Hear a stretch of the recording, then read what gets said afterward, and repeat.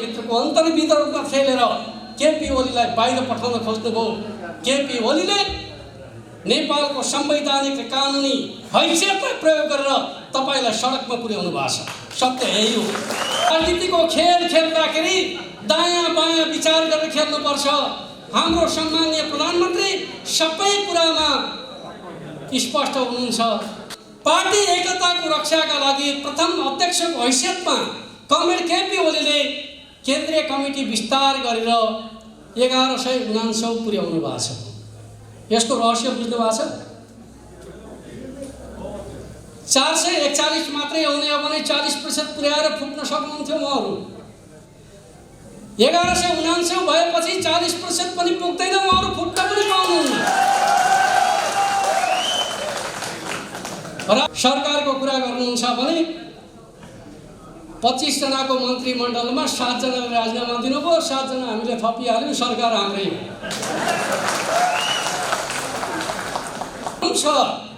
Comrade KP Oli भन्दा हामी लोकप्रिय छौँ भन्ने भ्रम छ। यो भ्रमबाट मुक्त हुनुहोस्। अहिले पनि नेपाली जनताका बीचमा कमरेड केपी ओली तपाईहरुभन्दा अग्लो नेताका रूपमा हुनुहुन्छ। यो सत्यलाई बुझ्नु जरुरी छ।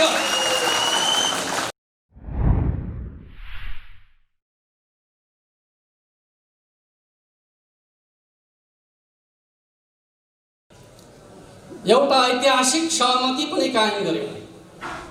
भाद्र 26 को सहमतिका रूपमा त्यसलाई बुझ्दै गरिन्छ। कमरेड बादलको नेतृत्वमा सरकारमा रहनुभएका पूर्व माओवादी केन्द्रतर्फका थुप्रै कमरेडहरूले भन्नुभयो यति बेला यो सरकारलाई रक्षा गर्ने कुरा जरुरी छ, राजनीतिक स्थायित्व जरुरी छ, एकता जरुरी छ भन्ने मान्यतामा दृढतापूर्वक उभिएका कारणले गर्दाखेरि कमरेड प्रचण्ड सहमति गर्नका लागि बाध्य हुनुभयो। र हामीले भाद्र 12 मा स्थायी कमिटीको बैठकका माध्यमबाट एउटा महत्त्वपूर्ण सहमति गर्यौं। त्यो सहमति के थियो? हामीले पार्टी एकता गर्दा दुई पार्टीको संवेदनशीलतालाई ध्यानमा राखेर पार्टी महाधिवेशन नहुन्जेलसम्मका लागि दुई अध्यक्षको व्यवस्था गरेका थियौं। त्यसको मकसद के थियो? दुईटा आन्दोलनको मनोविज्ञानलाई जोड्न बाँकी छ। जबसम्म दुईटा आन्दोलनको मनोविज्ञान जोड्दैनन् तबसम्म दुवै पार्टीका प्रमुख नेताहरू अध्यक्षका रूपमा रहनेछन्। एकता महाधिवेशन सहमतिका आधारमा सम्पन्न हुनेछ। त्यस पछाडि मात्रै हामी विधिवत रूपमा एउटै पार्टीको प्रणालीमा संगठनात्मक प्रणालीमा बाँधिनेछौँ। र हाम्रो विधानले अहिले कमरेडहरू चर्चा गर्ने गर्नुहुन्छ। कमिटीको अल्पमत बहुमतले जे पनि फैसला गर्न सक्छ भनेर व्याख्या गर्ने गर्नुहुन्छ। त्यही गर्न नपाएका कारणले गर्दाखेरि कमरेड केपी ओली मात्रै कारबाही गर्नु पर्यो हो भनेर भन्दै गर्नुहुन्छ। म तपाईहरुलाई बताउन चाहन्छु विधि र पद्धति भन्ने कुरा हामीले कुन रूपमा बुझ्दै हो? कमिटीमा अल्पमत बहुमत हुन्छ, त्यो विषयमा अल्पमत बहुमत हुन्छ। जुन विषयमा महाधिवेशनले फैसला गरे हुँदैन, जुन विषयमा महाधिवेशनको फैसला हुन्छ, महाधिवेशनबाट निर्वाचित कमिटीले महाधिवेशनको फैसलालाई मान्नुपर्ने कुरा नै कमिटीको पद्धतिको कुरा हो। तर कमरेड प्रचण्ड र कमरेड माधवले यो लेनिनवादी संगठनात्मक सिद्धान्तलाई बुझ्न चाहनु भएन वा कार्यकर्तालाई भ्रमित गर्न खोज्नुभयो र उहाँहरूले भन्नुभयो महाधिवेशनले चुनेको अध्यक्ष कमिटीले हटाउन सक्छ। यो कुन प्रकारको संगठनात्मक सिद्धान्त हो? महाधिवेशनको नीतिलाई बदल्नका लागि अर्को महाधिवेशन पर्खिनुपर्छ। महाधिवेशनले चुनेको नेतृत्वलाई बदल्नका लागि अर्को महाधिवेशन पर्खिनुपर्छ। किनकि कमरेड केपी ओली महाधिवेशनबाट प्रत्यक्ष रूपमा चुनाव जितेर भएको अध्यक्ष हो। कमिटीले बनाएको अध्यक्ष होइन। कमिटीले बनाएको अध्यक्ष भए कमिटीले बदल्न सक्थ्यो। महाधिवेशनले बनाएको अध्यक्षलाई कमिटीबाट बदल्ने कुरा महाधिवेशनको सर्वोच्चताको विपरीत कुरा हो भन्ने कुरालाई हामीले बुझ्नु जरुरी छ। त्यस अर्थमा हामीले कमिटीबाट अध्यक्ष बदल्ने कुराका विरुद्धमा आफूलाई उभ्याएका हौं। हामी पद्धतिका पक्षमा छौं, हामी संगठनात्मक प्रणालीका पक्षमा छौं, हामी महाधिवेशनको सम्प्रभुताका पक्षमा छौं, जसले बगावत गर्नुभएको छ। उहाँहरू लेनिनवादी संस्थापक सिद्धान्तका विरुद्धमा हुनुहुन्छ। महाधिवेशनले चुनेको अध्यक्षलाई कमिटीबाट हटाउन खोज्दा नै आजको यो सङ्कट पैदा भएको हो भन्ने कुरा तपाईँ हामी सबैले बुझ्नु जरुरी छ। अर्कोतिर उहाँहरूले भन्नुहुन्छ संसदले त प्रधानमन्त्री बदल्न पाउँछ नि त। हो, संसदले प्रधानमन्त्री बदल्न पाउँछ, तर पार्टीको संसदीय दलका सांसदहरूले आफ्नो दलको नेताका विरुद्धमा, प्रधानमन्त्रीका विरुद्धमा दलभन्दा बाहिर गएर प्रधानमन्त्री बदल्नका लागि हरकत गर्न पाउँछन् कि पाउँदैनन्? पार्टी अनुशासनले अनुमति दिन्छ कि दिँदैन? संसदीय प्रणालीले अनुमति दिन्छ कि दिँदैन? भन्दाखेरि दिँदैन। आज कमरेड प्रचण्ड र माधव नेपालको नेतृत्वमा जुन प्रकारका हरकतहरू गरिए त्यो संसदीय प्रणालीका विरुद्धमा छन्, पार्टी अनुशासनका विरुद्धमा छन्। त्यस अर्थमा पार्टी अनुशासनलाई कायम राख्नका लागि, संसदीय प्रणालीको रक्षाका लागि सम्माननीय प्रधानमन्त्रीले प्रतिनिधि सभा विघटन गर्नु पर्यो। प्रतिनिधि सभाको विघटन पद्धतिको रक्षाका लागि हो। संसदीय प्रतिनिधि सभाको विघटन संसदीय प्रणालीको रक्षाका लागि हो। यो कुरालाई हामी सबैले बुझ्नु जरुरी छ भन्ने कुरा म तपाईहरुका बीचमा राख्न चाहन्छु। आज प्रतिनिधि सभाको विघटन भए पछाडि अत्यन्त बिलौना गाउन सुरु गरिएको छ। धेरै नेताहरूका निद्रा हराएका छन् र मैले काठमाडौँको माइती घरमा देखेँ पूर्व प्रधानमन्त्रीहरू सडकमा पलेटी कसेर हामी यहाँ छौँ भनेर नेम प्लेट टाँगिराखेका देखेँ। हो, तपाईहरु त्यहाँ हुनुहुन्छ, माइती घरमा सडकमा हुनुहुन्छ, तर नेपाल कम्युनिस्ट पार्टीका कार्यकर्ताहरू जसले यो पार्टीको निर्माण गरेका छन् ती कार्यकर्ताहरू यहाँ छन्। अब तपाईहरु बस्ने ठाउँ, यदि तपाईहरुले आफ्नो गल्ती स्वीकार गर्नुहुन्न भने, आफूले गरेको कमजोरीको प्रायश्चित गर्नुहुन्न भने तपाईहरु बस्ने ठाउँ त्यही सडक हो, संसद होइन, सरकार होइन। यो सत्यलाई बुझ्नु जरुरी छ। मलाई त कमरेड प्रचण्डमाथि अलिकति दया पनि लाग्छ। जति पटक चुनाव हुन्छ त्यति पटक उहाँले निर्वाचन क्षेत्र फेर्नुहुन्छ। पहिलो संविधान सभामा रोल्पाबाट चुनाव लड्नुभयो, दोस्रो संविधान सभामा रोल्पा जाने आँट भएन, सिराहा पुग्नुभयो। सिराहामा के हालत भयो सबैलाई सम्झना छ। त्यस पछाडि फेरि संविधान सभाबाट संविधान जारी भएपछि चुनाव लड्नु पर्यो, सिराहा जाने आँट गर्नु भएन, चितवन आइपुग्नु पर्यो। र चितवनमा चुनाव जित्नका लागि उहाँलाई कमरेड केपी ओलीको साथ चाहियो। उहाँ चुनावको अभियानमा बाहिर जान सक्नु भएन। कमरेड केपी ओली देशैभरि घुम्नुभयो, उहाँ चितवनमा मात्रै घुमी गर्नुभयो। र मलाई लाग्छ अब हुने चुनावमा या त उहाँले बहिष्कार गर्नुहुन्छ, चुनावमा भाग लिनु पर्ने हो भने चितवन रोज्नुहुन्न, अरू कुनै ठाउँ जानुहुन्छ। किनकि यो उहाँको चरित्र हो। कुनै पनि ठाउँका जनतालाई दीर्घकालसम्म भरोसा नगर्ने उहाँको चरित्र हो। यो मैले कुनै आरोप लगाएको कुरा होइन। नयाँ ठाउँमा जाने, सपना देखाउने, सपना पूरा गर्न नसक्ने, फेरि अर्को नयाँ ठाउँमा जाने, फेरि नयाँ सपना देखाउने। तर हाम्रो सम्माननीय प्रधानमन्त्री केपी शर्मा ओली सपना देखाउने र सपनाका पछाडि कुद्ने नेता हो। आज नेपालको राजनीतिमा कसैले समृद्धिको सपना, विकासको सपना, राष्ट्रिय स्वाधीनता र स्वाभिमानको सपना देख्छ भने त्यो नेता कमरेड केपी ओली हो। सपना देख्ने मात्रै होइन, सपनालाई पिछा गर्ने, सपनालाई सार्थक बनाउने नेता कमरेड केपी ओली। तपाईहरुलाई एउटा रहस्य सुनाउन चाहन्छु। हाम्रा दुईटा अध्यक्षका बीचमा चरम विवाद भएका बेलामा महासचिव र मैले एउटा सल्लाह गरेका थियौँ। के सल्लाह होला भन्ने तपाईहरुलाई खुल्दुली भयो होला मनमा। चितवनमा एउटा भव्य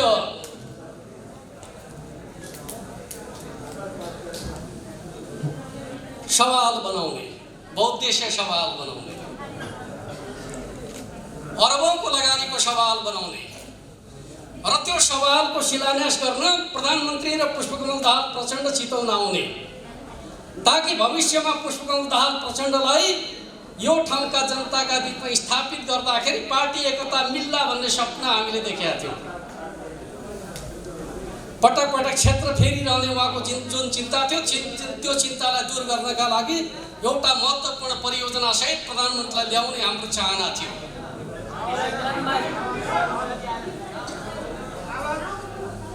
तर जुन दिन हामीले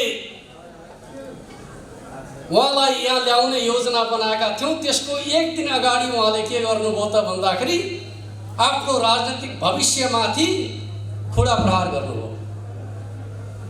कमरेड केपी ओलीका विरुद्धमा सङ्गीन आरोपसहितको एउटा अभियोग पत्र पार्टीमा दर्ता गर्नुभयो। तपाईहरु सबै जानकार हुनुहुन्छ भन्ने मलाई लाग्छ। मैले त्यो अभियोग पत्र दर्ता भएको सुन्ने बित्तिकै कमरेड प्रचण्डलाई फोन गरेँ, तपाईले के गर्नुभएको? सोच विचार नगरिकन तपाईले यस्तो काम गर्न मिल्छ?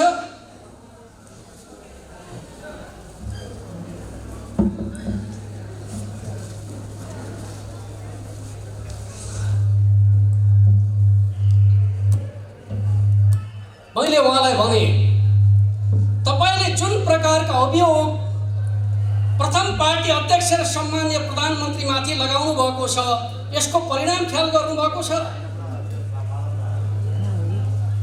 तपाई त लहरको भरमा जे चाह्यो त्यही गर्नुहुँदो रहेछ। मलाई त शङ्का लाग्न थालेको छ, त्यति ठुलो महान जनयुद्ध तपाईको योजनामा तपाईको नेतृत्वमा भएको हो भन्ने कुरामा पनि शङ्का लाग्ने व्यवहार तपाईले गर्न थाल्नु भएको छ। त्यो अभियोग पत्र हेर्नुभयो भने कमरेड केपी ओली समाजवादी पनि होइन, गणतन्त्रवादी पनि होइन, राष्ट्रवादी पनि होइन, कम्युनिस्ट पनि होइन भन्ने प्रकारको अभियोग पत्र पार्टीमा दर्ता गरेर छलफल गर्न खोज्नुको मकसद के हो? पार्टी बिग्राउ होइन। आज पार्टीमा जे सङ्कट उत्पन्न भएको छ, त्यो सङ्कटको कारण अरू केही नभएर कमरेड प्रचण्डका तर्फबाट प्रस्तुत गरिएको त्यो प्रस्ताव नै हो। इतिहासले उहाँलाई कहिले माफी गर्ने छैन। त्यस्तो प्रकारको विग्रहकारी प्रस्ताव उहाँका नाममा आयो। मैले उहाँलाई भने, भाषा हेर्दा त तपाईको भाषा हो जस्तो पनि लाग्दैन, कसरी तपाईले जिम्मा लिनुभयो? उहाँले भन्नुभयो, होइन सुरु र अन्त्यमा त मिलाउने ठाउँ राखेका छौँ नि भन्न थाल्नुभयो।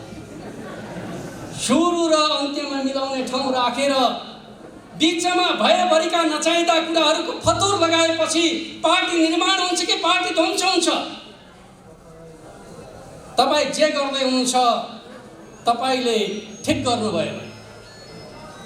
उहाँको एउटा चर्चित भनाइ म यति बेला सम्झन चाहन्छु। उहाँले भन्ने गर्नुहुन्थ्यो, ढाडमा टेकेर टाउकोमा हान्ने। कहिले कसैको ढाडमा टेकेर कसैको टाउकोमा हान्नुभयो र यति बेला उहाँले माधव नेपालको ढाडमा टेकेर केपी ओलीको टाउकोमा हान्न खोज्नुभएको आफै खाल्डोमा पर्नु भएको छ। सधैँभरि टाउकोमा हान्न सकिन्छ भन्ने कुरा एउटा समयमा काम लागेको नीति सधैँ काम लाग्दैन। कमरेड प्रचण्ड बुझ्न सक्नुपर्छ, राजनीतिमा सधैँभरि एउटै चिजको प्रयोग गर्न खोज्यो भने त्यसले असफलताको परिणाम बेहोर्नुपर्छ। आज तपाईँ त्यही परिणाम बेहोर्दै हुनुहुन्छ। सधैँभरि एउटै प्रयोग गर्न खोज्ने, सधैँभरि मान्छेलाई उपयोग गर्न खोज्ने। कमरेडले एकता गरेको कमरेड केपी ओलीसँग हो। माओवादी र नेकपा एमालेका बिचको एकताका लागि तपाईँले अग्रसरता लिएको त्यसको नेतृत्वसँग हो, कार्यकर्तासँग छलफल गरेर होइन। तर जब एकतालाई सम्पन्न गर्ने बेला आयो त्यति बेला तपाईँले पूर्व एमाले भित्रको अन्तर्विरोधमा खेलेर केपी ओलीलाई बाहिर पठाउन खोज्नुभयो। केपी ओलीले नेपालको संवैधानिक र कानुनी हैसियतलाई प्रयोग गरेर तपाईलाई सडकमा पुर्याउनु भएको छ। सत्य यही हो। तपाईले जे हरकत गर्नुभयो त्यसको परिणाम तपाईँ बेहोर्दै हुनुहुन्छ। यो चिजलाई बुझ्नु जरुरी छ भन्ने कुरा म यहाँ राख्न चाहन्छु। अहिले कमरेड केपी ओलीलाई उहाँले कतिसम्म चित्रण गर्नुभयो भन्दाखेरि सुन्दाखेरि पनि बडा नरमाइलो लाग्छ। छलफलका क्रममा के भन्न थाल्नुभयो, कमरेड केपी ओलीको अनुहार देखाएर जनताका बीचमा जानै गाह्रो भयो। कमरेड केपी ओलीलाई प्रधानमन्त्री राखेर चुनावमा जान सकिँदैन, सर्वनाश हार हुन्छ। प्रचण्ड माधव नेपालका बोलीहरू हुन्। त्यो कुनै आमसभामा गरेका भाषण होइनन्, छलफल गर्दाका अभिव्यक्तिहरू हुन्। मैले उहाँलाई भन्ने गरेको थिएँ, तपाईहरुलाई भ्रम छ कमरेड केपी ओली भन्दा हामी लोकप्रिय छौँ भन्ने भ्रम छ। यो भ्रमबाट मुक्त हुनुहोस्। अहिले पनि नेपाली जनताका बीचमा कमरेड केपी ओली तपाईहरुभन्दा अग्लो नेताका रूपमा हुनुहुन्छ। यो सत्यलाई बुझ्नु जरुरी छ। म तपाईहरुलाई भन्न चाहन्छु, कमरेड केपी ओलीको सन्दर्भका बारेमा प्रचण्ड कामरेडले मात्रै होइन, माधव कामरेडले पनि धेरै कुरा गर्नुहुन्छ, भन्ने गर्नुहुन्छ। संगठन गर्न पनि आउँदैन, विचार पनि छैन, अनेकन कुराको फतुर लगाउने गर्नुहुन्छ। तर म तपाईहरुलाई बताउन चाहन्छु, हाम्रो आन्दोलनभित्र पूर्व एमाले भित्र कमरेड केपी ओली मुख्य नेताका रूपमा स्थापित भएको समय कहिले हो? दोस्रो संविधान सभाको चुनाव पछाडि उहाँ संसदीय दलको नेताका रूपमा स्थापित हुनुभयो। त्यो पनि पार्टीका अध्यक्षसँग चुनाव लडेर। त्यसपछि नेपालको राजनीति कस्तो अवस्थामा थियो कमरेडहरु सबैले सम्झना गर्नुहोस्। पहिलो संविधान सभा असफल भएको थियो। दोस्रो संविधान सभाले संविधान बनाउँछ भन्ने विश्वास थिएन। त्यस्तो अवस्थामा कमरेड केपी ओली संसदीय दलको नेता बनेपछि विपरीत दिशामा फर्केका राजनीतिक दलहरूलाई विश्वासमा लिएर संविधान सभाबाट संविधान बनाउने कुराको अगुवाई गर्नुभयो र सफल हुनुभयो। आजभोलि कांग्रेसका मित्रहरूले भन्न छोड्नु भएको छ, त्यति बेला खुबै भन्नुहुन्थ्यो केपी ओली नभएको भए संविधान सभाले संविधान बनाउँदैनथ्यो। हाम्रा कुरा होइनन्, कांग्रेसका ठुला ठुला नेताहरूका कुरा हुन्। उहाँहरू आफैले स्वीकार गर्नुहुन्थ्यो यो संविधान सभाले संविधान बनाउन सफल भएको केपी ओलीको कूटनैतिक पहलको परिणाम हो। अघि हाम्रो आनन्द कमरेडले चर्चा गर्नुभयो, संविधान सभाले संविधान जारी गर्ने बेलामा भारतका विदेश सचिव जयशंकर आएर रोक्ने कोसिस गरे। त्यसको दृढतापूर्वक सामना गर्ने र संविधान सभाबाट संविधान जारी गर्ने कुरामा नेतृत्व लिने नेता को थियो भन्दाखेरि कमरेड केपी ओली हुनुहुन्थ्यो। त्यति बेलाको हाम्रो समाजको सम्झना गर्नुहोस् त। नेपाली समाज जात जातका नाममा, क्षेत्र क्षेत्रका नाममा विभाजित थियो। आजको 2 नम्बर प्रदेशमा राष्ट्रिय पार्टीहरू जान पनि आँट गर्दैनथे। खास गरी पूर्व माओवादी केन्द्रतर्फको कुराकानी गर्ने हो भने एउटा अभियान लिएर गएका बेलामा रौतहटमा भएको नरसंहार हामीले बिर्सिया छैनौँ। त्यस प्रकारको दुःखद अवस्था थियो राष्ट्रिय पार्टीहरूको। त्यो 2 नम्बर प्रदेशमा राष्ट्रिय पार्टीहरू जानै नसक्ने परिस्थितिबाट यो मुलुकलाई जोड्ने कामको नेतृत्व कसले गर्यो? यो समाज बहुजातीय, बहुभाषिक, बहुसांस्कृतिक समाज हो। यसलाई जात जातका नाममा विखण्डन गर्न पाइँदैन भनेर राष्ट्रिय रूपमा नेतृत्व गर्ने नेता को हो भन्दाखेरि कमरेड केपी ओली हो, जसले नेपाल राष्ट्रलाई जोडेको छ। त्यो नेतालाई असफल बनेर चाहिँ अपमानित गर्न पाइन्छ। प्रचण्ड माधवहरूले त्यो नेतालाई अपमानित गर्ने कोसिस गर्नुभयो। अर्कोतिर म तपाईहरुलाई बताउन चाहन्छु नाकाबन्दीको कुरा। नाकाबन्दीको सुरुवात सुशील कोइराला प्रधानमन्त्री भएकै बखत सुरु भएको थियो। तर कांग्रेसका नेताहरूले नाकाबन्दीलाई नाकाबन्दी भन्न सक्नु भएन। भन्नुभयो हाम्रै भित्रका दाजुभाइ दिदीबहिनीहरू भन्सार नाकामा गएर धरना बस्या हुनाले गर्दाखेरि सीमा अवरुद्ध भएको नाकाबन्दी भन्न मिल्दैन भन्नुभयो। जब कमरेड केपी ओली प्रधानमन्त्री हुनुभयो उहाँले भन्नुभयो धर्ना बसेका ठाउँमा सामान नआउने कुरा त बुझ्न सकिन्छ। जहाँ धर्ना छैन त्यहाँबाट सामान किन आउँदैन? भारत जस्तो छिमेकीले पारवहनको अधिकारलाई अवरुद्ध गर्न मिल्दैन। यो नाकाबन्दी नै हो। नाकाबन्दी खोल्न सहयोग गर्नुपर्छ भनेर जनतालाई परिचालित गर्नुभयो। अन्तर्राष्ट्रिय स्तरमा आवाज उठे र भारत जब सहयोग गर्न तयार भयो, धर्ना बस्नेहरू नै हराए। सत्य यही होइन? यदि कमरेड केपी ओलीले राष्ट्रको नेतृत्व नगरेको भए हामी नाकाबन्दीको सामना गर्न सक्थ्यौँ, सक्दैनथ्यौँ? सक्ने थिएनौँ। त्यो नेतालाई आज कमरेड प्रचण्ड अभियोग पत्रका मार्फत भन्नुहुन्छ, उहाँको राष्ट्रवादी निष्ठामाथि प्रश्न चिन्ह खडा गर्नुहुन्छ, नक्कली राष्ट्रवाद भन्नुहुन्छ। को सक्कली को नक्कली भन्ने कुरा त इतिहासले धेरै पटक प्रमाणित गरिसकेका छ। अहिले उहाँ सडकमा जानुभएको छ। सडकमा जनता नआउने भएपछि छिमेकी गुहार्न थाल्नु भएको छ। कति सक्कली भन्ने कुरा त व्यवहारमा देखिँदैछ। अर्कोतिर यो मुलुकमा सुशासनका प्रश्नमा जब सर्वोच्च अदालतका प्रधान न्यायाधीशमाथि अभियोग लगाइयो, महाभियोग लगाइयो, त्यसका विरुद्धमा खरो उभिने नेताको कमरेड केपी ओली, प्रहरी सङ्गठनभित्र राजनीतिकरण गर्न खोजियो, हायरार्की मिच्न खोजियो, त्यसका विरुद्ध खरो उभिने नेताको कमरेड केपी ओली। आज प्रहरी सङ्गठनभित्र कुनै समस्या छैन। कमरेड रामबहादुर थापा बादलको नेतृत्वमा गृह प्रशासन छ। को नेतृत्वमा आउँछ दुनियाँले पहिले थाहा पाउँछ। कुनै विभेद छैन। सुशासन कायम हुने यसै गरी हो। जसले सिस्टमलाई प्रवर्तन गर्छ त्यो नेता सुशासन विरोधी हुन सक्छ। अर्कोतिर म तपाईहरुलाई सुनाउन चाहन्छु, एक समय यस्तो थियो, अख्तियारका प्रमुखका रूपमा लोकमान सिंह कार्की थिए र मुलुकमा लोकमान सिंह कार्कीका नाममा द्वैत सत्ता थियो। भ्रष्टहरू सेटिङ मिलाउँथे, इमानदारहरू लोकमान सिंह कार्कीका छेउमा उभिन डराउँथे। जसले उनको विरोध गर्छ कति पानाको कागज भराइहाल्थ्यो। त्यति बेला यति पाने कागज भन्ने बडा चर्चित थियो।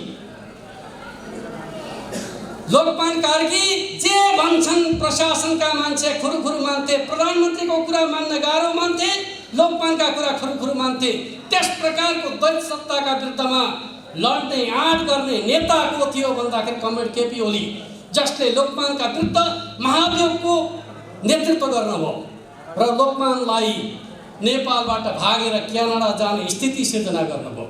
त्यो नेता सुशासनको विरुद्ध हुन सक्छ। आज अख्तियार कस्तो भएको छ सुशासनका प्रश्नमा भन्दाखेरि आफ्नै प्रमुख आयुक्तहरूलाई छानबिन गरेर जेल हाल्न सक्ने संस्थाका रूपमा विकसित भएको छ।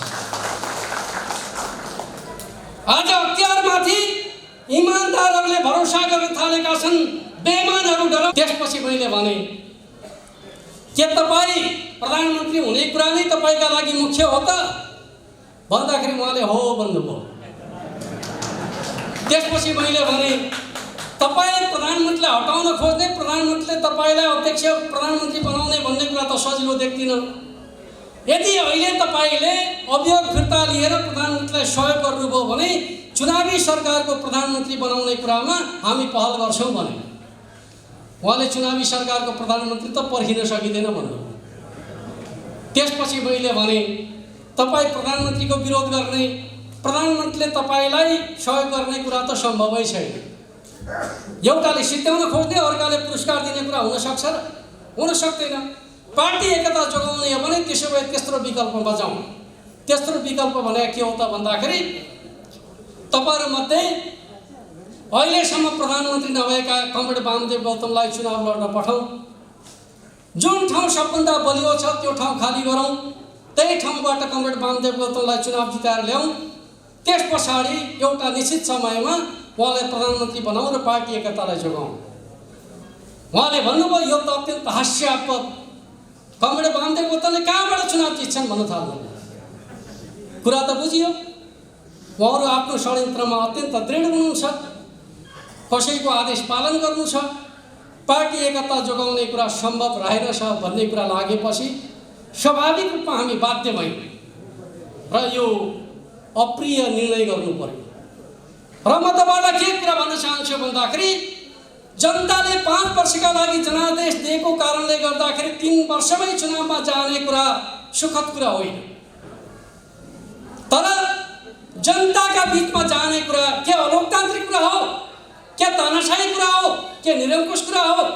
जुन कुरा माधव प्रचण्डहरू भन्दै हुनुहुन्छ किमार्थ होइन। किनकि हाम्रो संविधानले भन्छ हाम्रो संप्रभुता कसमा छ भन्दाखेरि जनतामा छ। जब संसद हलनचल हुन्छ, जब सरकारले काम गर्न पाउँदैन र सरकारको नेतृत्व गर्ने पार्टी विग्रहमा जान थाल्छ, त्यस्तो अवस्थामा सरकारको नेतृत्वकर्ता प्रधानमन्त्रीले जनताका बीचमा जाने फैसला लिने कुरा जनताको संप्रभुतालाई सम्मान गर्ने कुरा हो। किनकि लोकतन्त्रमा न्यायाधीश जनता हुन्। हामी जनताका बीचमा जान खोजेका छौँ। हामी सबभन्दा ठुला लोकतन्त्रवादी हौँ। जनतामा जान नचाहनेहरू यथार्थ रूपमा भन्नुहुन्छ भने लोकतन्त्रका विरोधी हुन्। जनतामा जान चाहनेहरू नै लोकतन्त्रका हिमायती हुन् भन्ने सत्यलाई बुझ्नु जरुरी छ भन्ने कुरा म तपाईहरुका बीचमा राख्न चाहन्छु। जहाँसम्म प्रधानमन्त्रीको कदम संवैधानिक असंवैधानिक भनेर बहस चलाउन खोजिएको छ, सर्वोच्चमा यो विषय विचाराधीन छ। संविधानको अन्तिम व्याख्या गर्ने अधिकारी सर्वोच्च अदालत हो। उसले जे व्याख्या गर्छ, जे फैसला गर्छ, हामी शिरोधार्य गर्छौं। तर हामी पनि संविधानका निर्माता हौं। संविधानको स्पिरिट हामीलाई पनि जानकारी छ। हाम्रो संविधानले विकल्प हुन्जेलसम्म प्रतिसभा विघटन गर्ने कुरा गरेका छैन, हामीलाई राम्रै थाहा छ। तर जति बेला कमरेड केपी ओलीले प्रतिसभाको विघटन गर्नुभयो, त्यति बेला कमरेड केपी ओली झन्डै 2/3 को प्रधानमन्त्री हुनुहुन्थ्यो र नेकपा भन्दा बाहिर सरकार बनाउन सक्ने अवस्था थिएन। नेकपाको संसदीय दल औपचारिक रूपमा विभाजन भएको थियो, थिएन। अविश्वास प्रस्ताव दर्ता भएको थियो, थिएन। भनेपछि 2/3 को नजिकको प्रधानमन्त्रीले गरेको विघटन बदर हुन्छ र? हुँदैन। चुनाव त भयो, जसले चुनावलाई स्वीकार गर्दैनन् उनीहरू पछुताउने छन्। म त कमरेड प्रचण्ड र माधव कमरेडलाई पनि भन्न चाहन्छु, तपाईहरु आन्दोलन गर्दै हुनुहुन्छ, त्यो आन्दोलन काठमाडौँका सडकमा होइन, निर्वाचन क्षेत्र र गाउँतिर लानुहोस्। हुन त उहाँहरूको दोस्रो चरणको कार्यक्रम निर्वाचन क्षेत्रतिर छ। कुरा बुझिसक्नु भएको छ। जाने बाटो के हो भन्ने कुरा थाहा पाइसक्नु भएको छ। चुनावकै बाटो, चाहे त्यो प्रचण्ड माधव समूहको कुरा गर्नुहोस्, चाहे नेपाली कांग्रेसको कुरा गर्नुहोस्। सत्ता परिवर्तनको आन्दोलन हो भने राजधानीमा केन्द्रित हुन्छ, मत परिवर्तनको आन्दोलन हो भने चुनाव क्षेत्रमा केन्द्रित हुन्छ। उहाँहरूको आन्दोलन काठमाडौँबाट चुनाव क्षेत्रतिर गइसकेको छ, बाटो सोचिसकेको छ। त्यस अर्थमा म तपाईहरुसँग के कुराको आग्रह अनुरोध गर्न चाहन्छु त भन्दाखेरि चुनाव हुन्छ कि हुँदैन भनेर दुविधा राख्दै नराख्नुहोस्। चुनाव हुन्छ, लोकतन्त्र सुदृढ हुन्छ। यो हिसाबले अगाडि बढ्नका लागि म तपाईहरु सबैलाई अनुरोध गर्न चाहन्छु। अर्को एउटा कुरा अहिले बहसमा छ, संस्थापन पक्षको भनेर प्रश्न गरिन्छ, हैन? संस्थापन त हामी हौं भन्नुहुन्छ प्रचण्ड माधव। तर म तपाईलाई के कुरा बताउन चाहन्छु भन्दाखेरि पार्टीभित्र बैठक बोलाउनु पर्यो भने 2 अध्यक्ष र महासचिव, बैठकको निर्णय प्रमाणित गर्नु पर्यो भने महासचिव, सर्कुलर जारी गर्नु पर्यो भने 2 अध्यक्ष, यही व्यवस्था रहँदै आछ। निर्वाचन आयोगमा पत्राचार गर्नु पर्यो भने त्यही विधि। जोसँग अध्यक्ष छ त्यो पनि प्रथम, जोसँग महासचिव छ त्यो चाहिँ संस्थापन नहुने, जोसँग द्वितीय अध्यक्ष मात्रै छ त्यो चाहिँ संस्था हुने हुन्छ। अर्कोतिर पार्टी एकताको रक्षाका लागि प्रथम अध्यक्षको हैसियतमा कमरेड केपी ओलीले केन्द्रीय कमिटी विस्तार गरेर 1199 पुर्याउनु भएको छ। यसको रहस्य बुझ्नु भएको छ? 441 मात्रै आउने हो भने 40% पुर्याएर फुट्न सक्नुहुन्थ्यो उहाँहरू। 1199 भएपछि 40% पनि पुग्दैन, उहाँहरू फुट्न पनि पाउनुहुन्न। राजनीतिको खेल खेल्दाखेरि दायाँ बायाँ विचार गरेर खेल्नुपर्छ। हाम्रो सम्माननीय प्रधानमन्त्री सबै कुरामा स्पष्ट हुनुहुन्छ। त्यस अर्थमा म तपाईहरुका बीचमा के भन्न चाहन्छु त भन्दाखेरि आधिकारिकताका सन्दर्भमा संस्थाको हो प्रथम अध्यक्ष, संस्थाको हो महासचिव, सरकारको कुरा गर्नुहुन्छ भने 25 जनाको मन्त्रीमण्डलमा 7 जनाले राजीनामा दिनुभयो, 7 जना हामीले थपिहाल्यौँ। सरकार हाम्रै हो, सरकार हाम्रै छ, पार्टी हाम्रै छ। र हाम्रो सम्माननीय प्रधानमन्त्री प्रथम अध्यक्षले भन्नुभएको छ आउने चुनावमा 50,000 लोकप्रिय मत प्राप्त गर्ने। किनकि अघिल्लो चुनावमा एउटै चिन्ह लिएर जान नसक्दाखेरि थुप्रै मत बदर भएको छ। यसपटक हामी एउटै चिन्ह लिएर जाँदैछौँ, मत बदर हुँदैन। 50 लाख लोकप्रिय मत प्राप्त गर्छौँ र 2/3 सुनिश्चित गर्छौँ। यो अभियानमा जुट्नका लागि म कमेन्टलाई अनुरोध गर्दै आफ्नो भनाइलाई यहाँ अन्त्य गर्न चाहन्छु। हस्त धन्यवाद। क्रान्तिकारी लाल सर। धन्यवाद। आदरणीय नेता, हाम्रा आदरणीय लुम्बिनी प्रदेशका मुख्यमन्त्री, नेपाल कम्युनिस्ट पार्टीले देखेको भविष्य बोकेको आदरणीय नेता कर्ण शंकर पोखरेलले आफ्ना सारगर्भित भनाइहरू तपाईहरुका बीचमा राखेर जानुभयो। म आदरणीय शंकर पोखरेललाई हार्दिक धन्यवाद र जोरदार तालीले उहाँलाई हार्दिक धन्यवाद दिन चाहन्छु। सबै साथीहरुको तर्फबाट